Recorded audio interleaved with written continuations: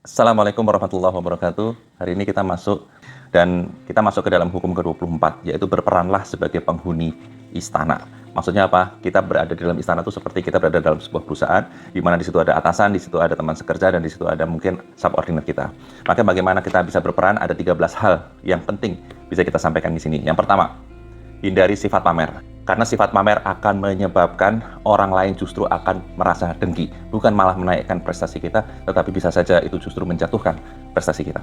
Yang kedua, jangan pernah terlihat Anda seorang pekerja keras. Karena kalau Anda terlihat seorang pekerja keras, justru kadang-kadang di situ Anda tidak terlihat seperti orang yang bisa memanage waktu. Jadilah orang yang tidak terlalu bekerja keras, tapi pekerjaan selesai. Berarti Anda bisa memanage waktu, dan Anda memiliki kejeniusan di bidang pekerjaan Anda. Yang ketiga, ubah gaya kita sesuai dengan orang yang kita ajak bicara. Berbicara dan bertindak dengan cara yang sama terhadap semua orang. Tidak peduli dengan pangkat, jabatan, memang membuat kita menjadi sebuah teladan dari peradaban.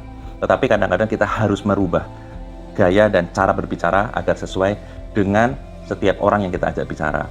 Karena kadang-kadang kita harus menyamakan frekuensi untuk saling memahami. Kita harus sedikit berakting di situ. Yang keempat, jangan selalu suka membawa kabar buruk. Karena kabar buruk ini terkadang membuat orang lain menjadi bad mood terhadap kita. Ketika kita datang, seolah-olah kita adalah penyebar kabar buruk dan selalu membawa kabar buruk. Yang berikutnya, jangan pernah sok akrab dan sok dekat dengan atasan Anda. Karena biasanya atasan itu tetap ingin menganggap Anda sebagai bawahannya. Jadi tetap jaga di situ. Yang keenam, jangan selalu mengkritik orang langsung di depannya, karena itu akan berbahaya bagi kita. Tidak semua orang, dan saya kira memang semua orang tidak akan suka untuk dikritik langsung di depan orang. Orang akan lebih suka dikritik, diberikan masukan sendiri. Ya, dan itu dalam Islam juga diajarkan.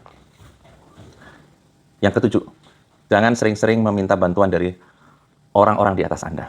Karena biasanya tidak ada yang lebih menjengkelkan seorang atasan selain harus menolak permintaan seseorang. Dan itu akan menimbulkan rasa bersalah serta kemarahan atasan kita.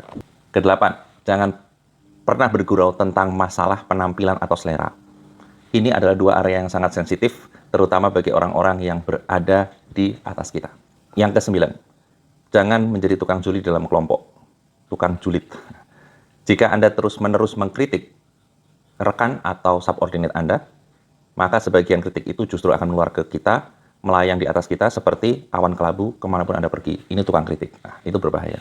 Tidak akan membuat orang lain menjadi lebih produktif. Yang ke-10, jadilah orang yang mampu untuk melakukan observasi diri. Cermin adalah sebuah penemuan ajaib. Maka kita juga membutuhkan cermin ini untuk setiap tindakan kita.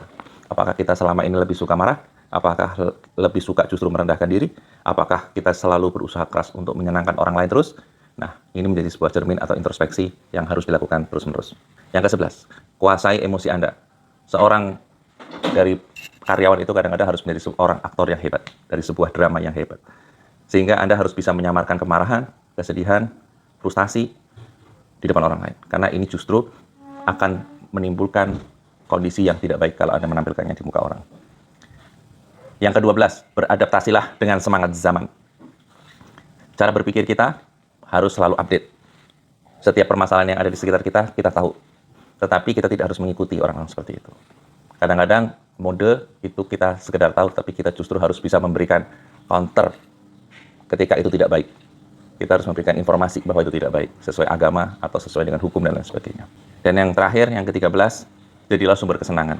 Karena sebetulnya setiap orang itu ingin menghindari kesengsaraan menuju kepada kesenangan. Maka jika Anda menjadi sumber kesenangan, insya Allah banyak orang, banyak sistem yang akan mendekati kita. Insya Allah bermanfaat. Assalamualaikum warahmatullahi wabarakatuh.